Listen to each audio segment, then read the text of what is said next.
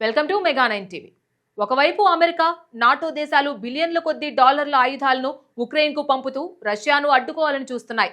కానీ రష్యా అధ్యక్షుడు Vladimir Putin మాత్రం వాటన్నిటినీ ఒక ఆట బొమ్మల్లాగా తీసిపారేస్తున్నారు. ఉక్రెయిన్ రక్షణ గోడలను బద్దలు కొట్టడానికి రష్యా ఇప్పుడు యుద్ధభూమిలోకి ఒక సరికొత్త మృగాన్ని వదిలింది. అదే S-8000 బాండెరోల్ మిసైల్. ఈ క్షిపణి ఉక్రెయిన్ వాయు రక్షణ వ్యవస్థలకు ఒక పీడకలగా మారింది. గాల్లోకి ఫైర్ అయిన తరువాత దీనిని ట్రాక్ చేయడం, అడ్డుకోవడం దాదాపు అసాధ్యంగా మారుతుంది. అయితే ఇక్కడ ప్రపంచ దేశాలను అత్యంత విస్మయానికి గురిచేస్తున్న విషయం ఈ మిసైల్ స్పీడ్ కాదు, దాని లోపల ఉన్న టెక్నాలజీ. అవును, అమెరికా, యూరోపియన్ దేశాలు రష్యాపై కఠినమైన ఆర్థిక, సాంకేతిక ఆంక్షలు విధించినా సరే ఈ S-8000 బాండెరోల్ మిసైల్ లోపల పాశ్చాత్య దేశాలకు చెందిన విడిభాగాలు బయటపడడం ఇప్పుడు పెంటగాన్ను సైతం వణికిస్తోంది. అసలేంటి ఈ S-8000 బాండెరోల్? దీని దెబ్బకు ఉక్రెయిన్ ఎయిర్ డిఫెన్స్ ఎందుకు కుప్పకూలుతోంది? ఆంక్షలున్నా సరే రష్యా చేతికి అమెరికా టెక్నాలజీ ఎలా వెళ్తుంది? Let's watch.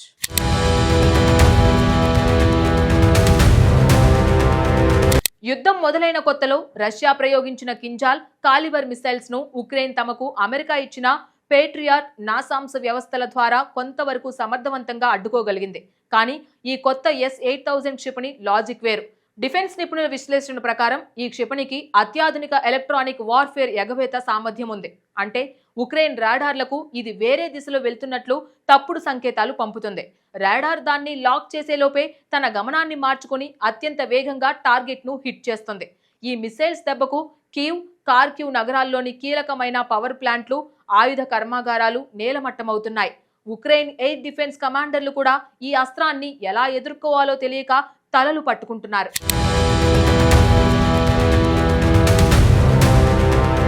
బాండెరోల్ క్షిపణిని కూల్చివేయడంలో అతిపెద్ద సవాలు దాని వేగం, ఇంజన్. ఉక్రెయిన్ రక్షణ నిపుణుల ప్రకారం ఈ క్షిపణి గంటకు 520 నుండి 560 కిలోమీటర్ల వేగంతో ప్రయాణిస్తుంది. గరిష్టంగా గంటకు 650 కిలోమీటర్ల వేగాన్ని అందుకుంటుంది. ఉక్రెయినియన్ సైన్యం తరచుగా క్షిపణులు, డ్రోన్లను అడ్డగించడానికి మొబైల్ ఫైర్ టీంలను ఉపయోగిస్తోంది. అలాగే నేలపై మోహరించిన భారీ మిషన్ గన్లతో రష్యా డ్రోన్లు, మిసైళ్లను కూల్చేస్తుంది. సాంప్రదాయ క్రూయూజ్ మిసైల్ తో పోలిస్తే S-8000 పరిణామం చిన్నదిగా ఉంటుంది. ఇది సుమారు 5 మీటర్ల పొడవు, 2.2 మీటర్ల రెక్కల విస్తీర్ణాన్ని కలిగి ఉంటుంది. దీంతో ఇది రాడార్ కు చెక్కకుండా టార్గెట్లపై దాడి చేస్తుంది. గాల్లోనే దిశను వేగంగా మార్చుకునే సత్తా దీని సొంతం.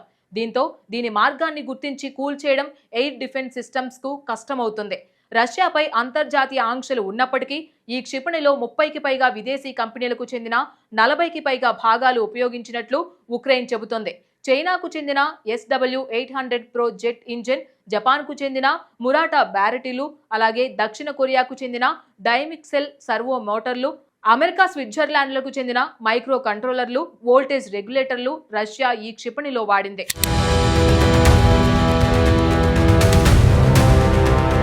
సాధారణంగా యుద్ధభూమిలో ఒక మిసైల్ పేలకుండా కింద పడిపోయినా లేదా దాని శకలాలు దొరికినా ఇంటెలిజెన్స్ సంస్థలు వాటిని డీకోడ్ చేస్తాయి. అలా ఉక్రెయిన్ సైన్యం ఈ S-8000 బాండెరోల్ శిథిలాలను సేకరించి ల్యాబ్లో విశ్లేషించినప్పుడు కళ్ళు చెదిరే వాస్తవాలు బయటపడ్డాయి. ఆ మిసైల్ తయారీలో ఉపయోగించిన బ్రెయిన్ అంటే మైక్రో కంట్రోలర్లు, సిగ్నల్ ప్రాసెసర్లు, శాటిలైట్ నావిగేషన్ మాడ్యూల్స్ ఇవన్నీ కూడా అమెరికా, జర్మనీ, తైవాన్, స్విట్జర్లాండ్ లాంటి దేశాల్లో తయారైనవే.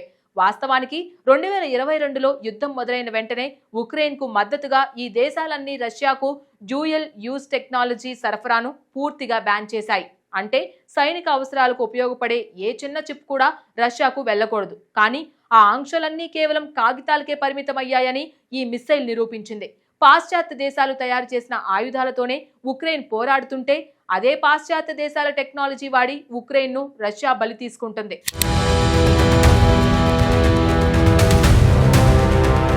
అసలు అమెరికాకే తెలియకుండా వాళ్ళ చిప్స్ రష్యా చేతికి ఎలా వెళ్తున్నాయి? దీని వెనుక పుతిన్ వేసిన ఒక చీకటి వ్యూహం ఉంది. రష్యా నేరుగా ఈ ఎలక్ట్రానిక్ వస్తువులను అమెరికా లేదా యూరప్ నుండి కొనదు. Hong Kong, Turkey, United Arab Emirates లేదా కజకిస్తాన్ లాంటి తటస్థ దేశాల్లో షెల్ కంపెనీలను సృష్టిస్తుంది.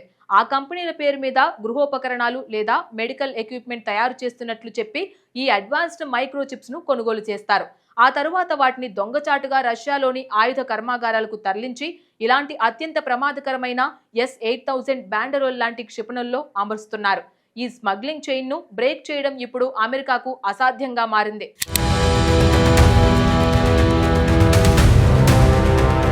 ఈ S-8000 బాండెరోల్ ఎపిసోడ్ ప్రపంచానికి ఒక స్పష్టమైన సందేశం ఇస్తుంది. గ్లోబలైజేషన్ ప్రపంచంలో టెక్నాలజీని ఆంక్షలతో పూర్తిగా కట్టడి చేయడం అసాధ్యం.